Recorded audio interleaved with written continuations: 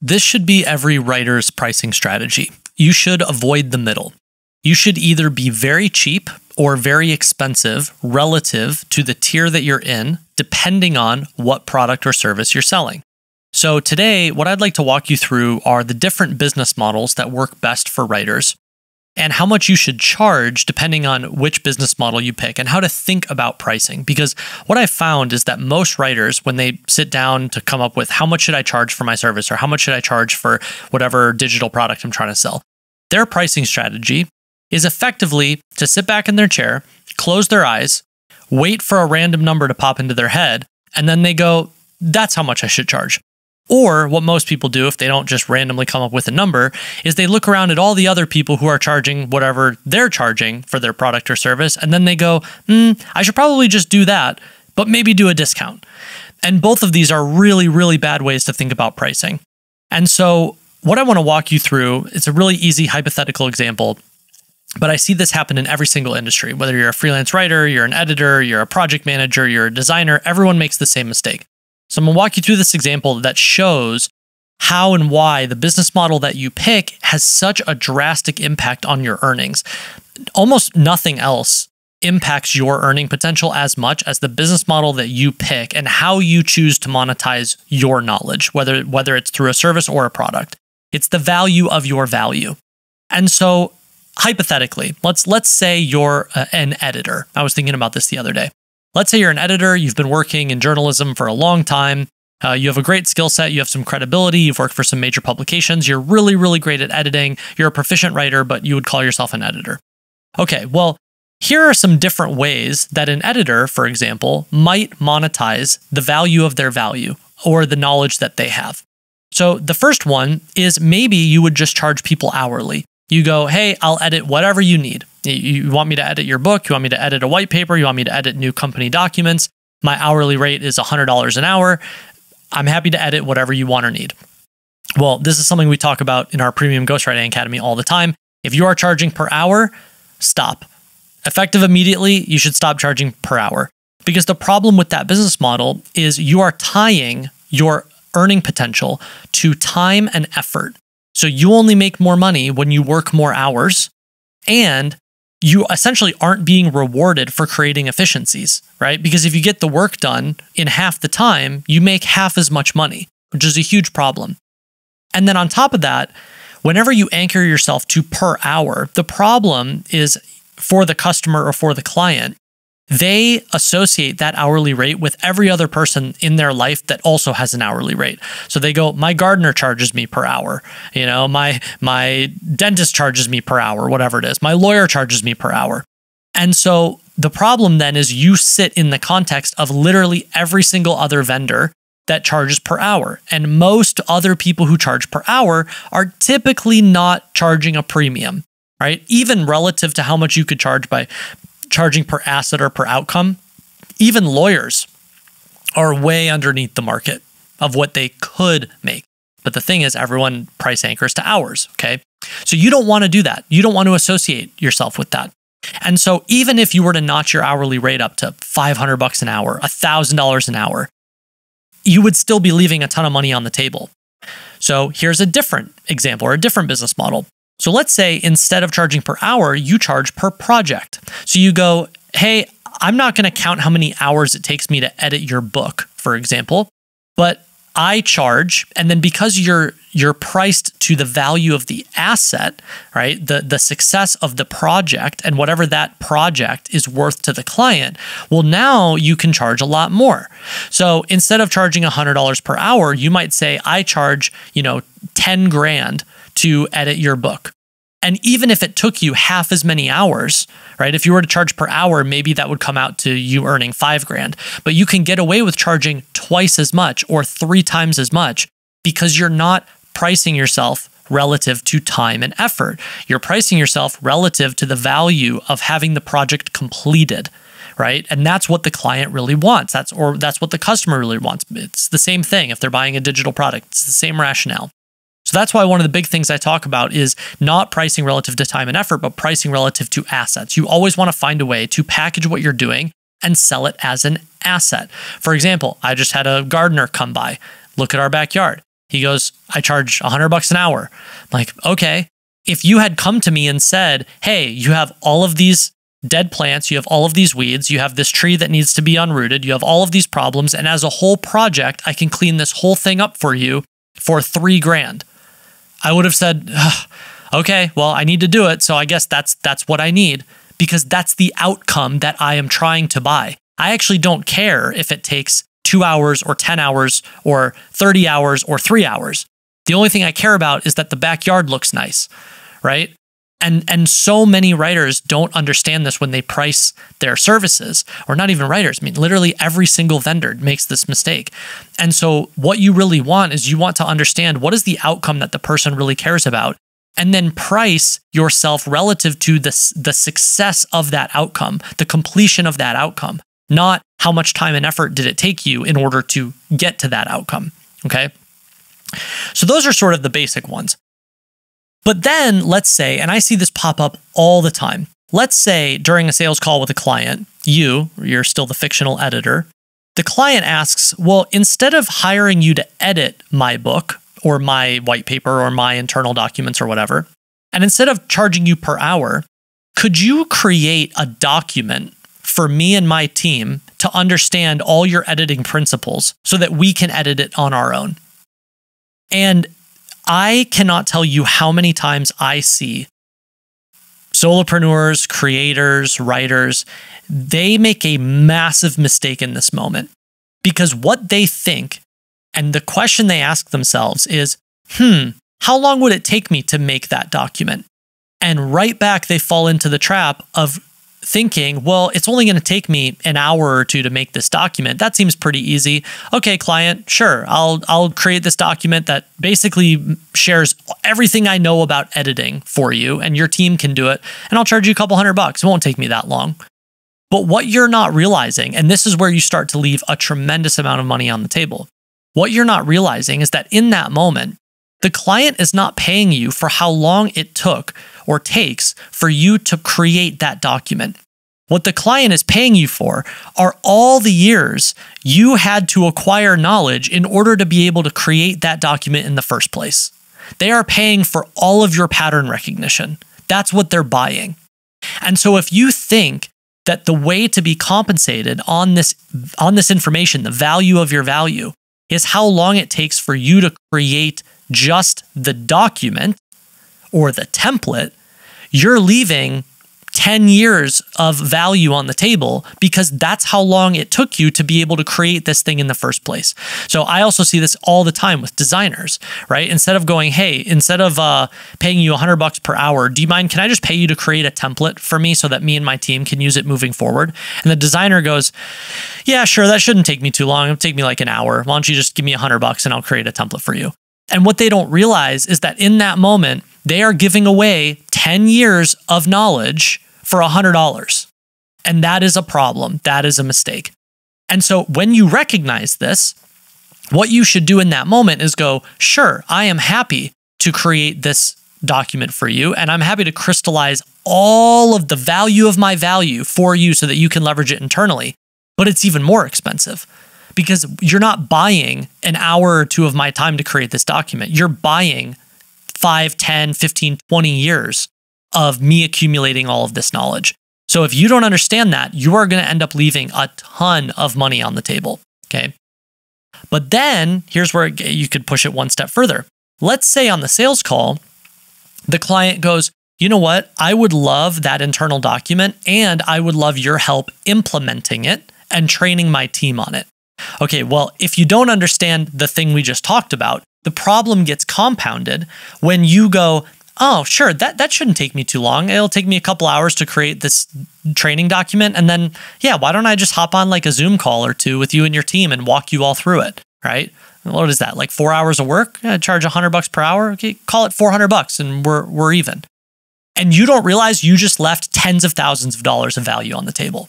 Because what you need to recognize is that the reason the client would want you to create that sort of document, think anything where you're crystallizing your knowledge, templates, anything tangible, plus implementing it to their team. So help me train people on my team to then take all of this knowledge and do something with it. Well, The reason the client wants that is because they would expect to make 5, 10, maybe even 100x on whatever they pay you. Okay. So let's say, and I've had this happen in the past, let's say the client goes, "You're a really talented editor, would love for you to create this document. We want to use it as an internal training document. And I would love for you to do some sessions, hands-on training, our entire content marketing team." Well, if you were to implement what you know and what you know really, really well into that company's content marketing team, let's say they have 10 people, 20 people, 50 people, 100 people. I've worked with companies where their content marketing team is like 1,000 people. What do you think the outcome and the value of that outcome is going to be for the company? Well, if they implement what you know really, really well, they would expect to make 100x on whatever they pay you. And so you have to think, all right, so what's really happening here? I am passing along 10 years of knowledge to someone else's organization that they expect to make tremendous upside from. I need to start there and then reverse engineer what my compensation should be. And it's going to sound crazy when I say it, but why wouldn't you charge something like 50 grand for that? Because 50 grand, you have to remember, 50 grand might seem like a lot for a quote unquote project for you, but really 50 grand is the equivalent of like a fairly entry level / mid-level employee. And so they're basically hiring you, quote unquote, as a entry level / mid-level employee, except that's not really what you are. You have a tremendous amount of knowledge and information to share.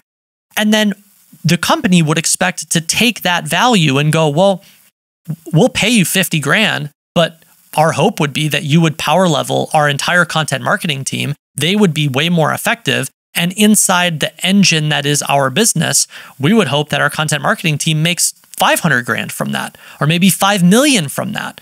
And not just in the first 6 to 12 months, right? Because they would take that training and then they would continue to use it for potentially years into the future.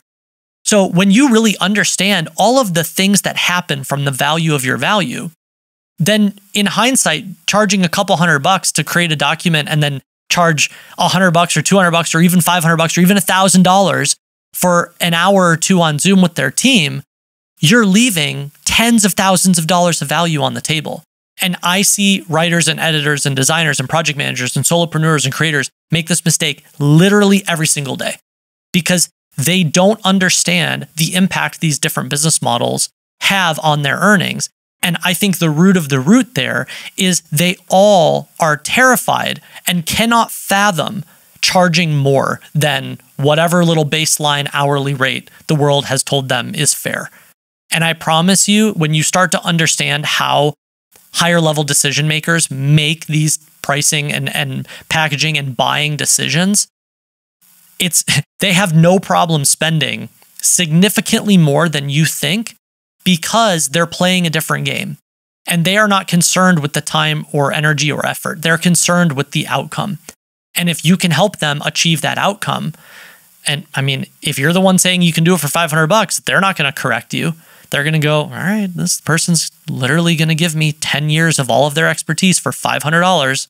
I will take that trade all day long, right? But if you were to say, hey, I understand the value of my value and it's going to be $5 grand for this project, the client is going to go, got it. I understand. And in many cases, if it's, your expertise plus hands-on training and there's like a clear vehicle and upside for them, you could charge 10 grand, you could charge 20 grand, you could charge 50 grand, you could charge 100 grand. And the only thing keeping you from charging more is A, understanding these business model differences, and B, feeling, and I'm going to use this word very carefully, confident in yourself to charge that much. And when I say confidence, I do not mean puffing your chest out and using a bunch of sales techniques that everyone says is how you like trick someone into buying something high ticket. That is not what I'm saying at all. Confidence comes from your understanding of the value of your value. That is it. It's not about proving yourself. It's not about showing that you're the alpha in the room. It's literally just you understanding, hey, I know what I have and I know why it's valuable. And I know why it's valuable to you. And I'm happy to share it, but I would like to be compensated appropriately. And that is all. Okay? So huge asterisk next to that word confidence, because I find a lot of people misunderstand it. So Couple really easy takeaways here for you, because pricing is such a rabbit hole. Business models are such a rabbit hole. It can be very easy to get lost in, business model soup here. So a couple really high level, easy takeaways. First is, depending on what tier you're in, you want to avoid the middle. Okay. So I made a really great video on this. I wrote a really long form piece on this, 10 lessons from selling over $10 million worth of digital products. If you haven't read the piece or watched the video or listened to the podcast, I encourage you to go do that. It's full of gems. But depending on what tier you're in is going to change how you think about pricing your services. And whichever tier you're in, depending on what you're selling, service or product, you want to avoid being the middle option. You either want to be the cheapest in that tier or the most expensive in that tier. So if you're going to be cheap, be the cheapest. And if you're going to be expensive, be the most expensive. No customer who wants a bargain cares about the second cheapest option. They go, I want the cheapest, right? And no customer who wants the highest end option cares about the second or third cheapest highest end option, right? If you want a Ferrari, you want a Ferrari. You don't really care about getting the car that's slightly less expensive, but isn't the car that you want, right? So if you're going to be cheap, be cheap. And if you're going to be expensive, be expensive. Another way of thinking about this is, which business model works best for you, aka which game do you want to play? So typically, the cheaper the thing that you're trying to sell, the more volume you need in order to sustain a certain run rate. So for example, if you go, I want my business to be selling $20 books, you need to sell a lot of books in order to make a certain amount of money, right? If you want to make 10 grand a month, 20 grand a month, you got to sell a lot of books. Whereas the more expensive the thing that you sell, the less volume you need, right? And that's why one of the things that I talk about a ton is, as a writer, the fastest path to accelerating your income is not to go to a vehicle that is lower priced. Everyone races to, I want to sell a $100 course, because you need a tremendous amount of volume consistently over time in order to sustain a certain run rate, right? It is much easier to go up the ladder and, instead of playing a volume game, playing a quality game. You're looking for the customer that would be willing to pay you a premium, one person, to do one specific thing. So that's, for example, why in PGA, what we train writers on how to do is to go find a ghostwriting client, educate them on a problem they didn't know they had, or a problem they know they have in their business they just haven't gotten around to solving, sell a packaged asset and sell it at a premium, because it is so much easier to get one client to pay you $5 grand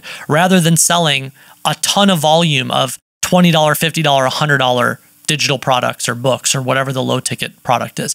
Now, if you want to play the volume game, and let's say you've built a huge audience and you're really good at generating attention, there's something to be said for that. Just understand that's the game that you're playing, okay? So this is a really important distinction, is, do you want to play the volume game or do you want to play the quality game?